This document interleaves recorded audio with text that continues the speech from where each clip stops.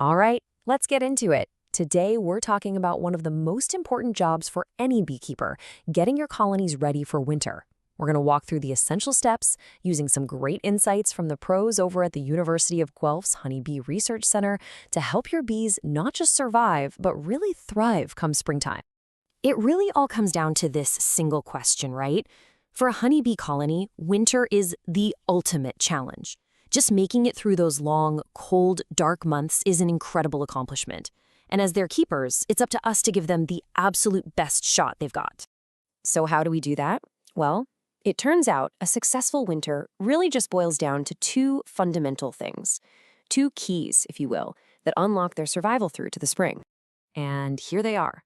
A pantry that is stuffed to the brim with food, and a home that is secure and weatherproof.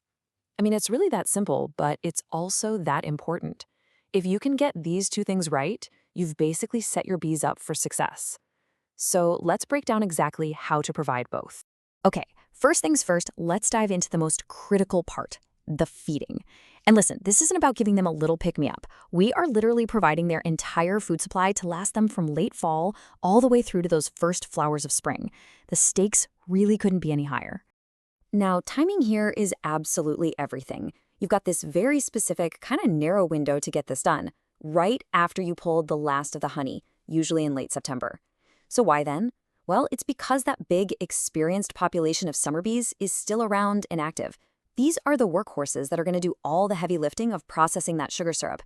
We have to take advantage of their labor before that population naturally starts to shrink for the winter. So what's the magic number? A whopping 4 imperial gallons, and that's of a 2-to-1 sugar syrup per colony. That's a huge amount of food, but that's what's needed to fuel their winter cluster, keeping them warm and fed for months on end.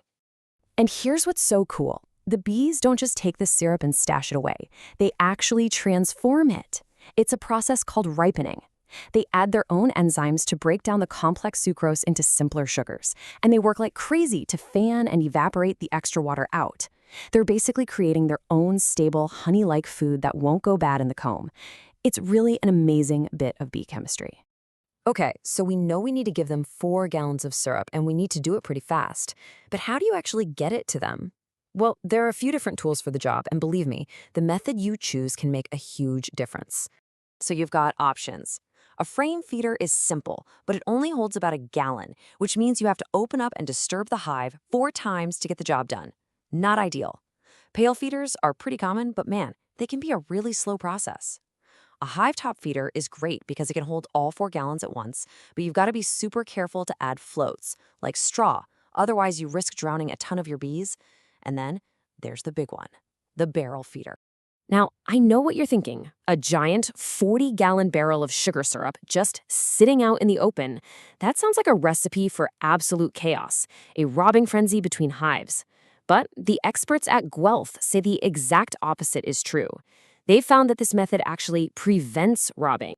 And the reason it works is actually pretty brilliant. It's like a community buffet.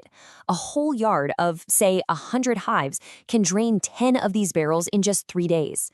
They get all the food they could possibly want so incredibly fast that they just become totally satisfied. There's no need to go raid their neighbors for scraps. They're full, they're happy, and the job is done. Okay, the pantry is officially stocked. The bees have all the food they need.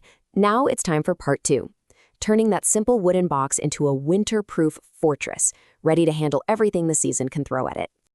So let's just orient ourselves on the calendar here. We've done our big feeding back in late September.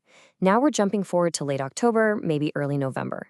The weather's getting colder, the bees are really starting to cluster up, and it's time to put those final protective measures in place. And don't worry, this is a pretty clear step-by-step process. There are really 6 main things you need to do to get that hive completely buttoned up for the winter. So let's just walk through each one. Of all these steps, providing an upper entrance is maybe one of the most important, and it does 2 really critical jobs. First, yeah, it gives the bees an exit on those rare, milder winter days, but way more importantly, it allows all that warm, moist air from the bee's breath to escape. If you don't have that vent, all that humidity hits the cold inner lid, turns back into water, and drips right back down on the bees. Cold water on a cold cluster, well, that can be a death sentence. Now, to help fight that very condensation, we add insulation right on top of the hive. But, and this is a big but, the material you use is absolutely key. You have to use something that does not absorb moisture, like a piece of rigid foam insulation. If you use something like wood shavings, it'll just act like a giant sponge, soaking up all that moisture all winter long. By spring, you'll have a wet, moldy, useless mess that's actually worse than having no insulation at all. So let's put it all together. After all these steps, after all this work, what does a perfectly prepared, totally winter-ready hive actually look like? And there it is. The main entrance at the bottom is shrunk down to keep mice out and reduce drafts. The whole hive is wrapped up, ideally in black material to soak up any little bit of warmth from the winter sun. You've got that crucial insulation under the lid, and the lid itself is tilted forward just a bit to help shed snow and rain. And of course, held down tight with a brick so it doesn't blow away. It is a fortress. So let's just run through that final checklist one last time. You're going to stock that pantry with 4 gallons of syrup. You're going to secure the fortress, reduce the main entrance, add a top vent, insulate the top, wrap it all up, and weigh down the lid. If you get these steps right, you've given your colony its absolute best defense against the winter. And with that, your work is pretty much done. You've provided the food, you've secured their home. But it kind of leaves you with one last, really fascinating question, doesn't it? As the snow starts to fall and the temperatures plummet, what are the bees actually doing inside that warm, dark, protected space all winter long? Now that is a story for another time. Thanks for joining me.